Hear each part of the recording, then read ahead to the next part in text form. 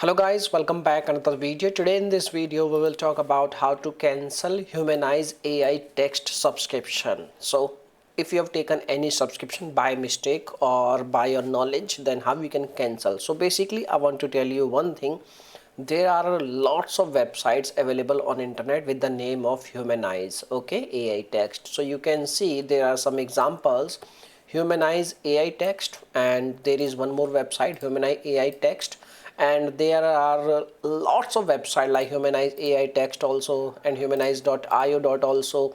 So first of all, you need to clear this thing where you have purchased the subscription. Okay, and if we talk about the steps how we can cancel, so basically there is a one website with the name of humanize.ai, like this one. This is the website, Humanize AI text, and this is the official website. I can't show you the official website, it's against YouTube policies. So you can see over here, like, there are the steps. First of all, you need to navigate to the login into your account. You need to navigate subscription dashboard. Okay, subscription dashboard in your account section, and you need to cancel your subscription by following the prompts. Okay, and if you are facing any issue, you can also text or you can also compose an email. Like you can see over here, this is the email format.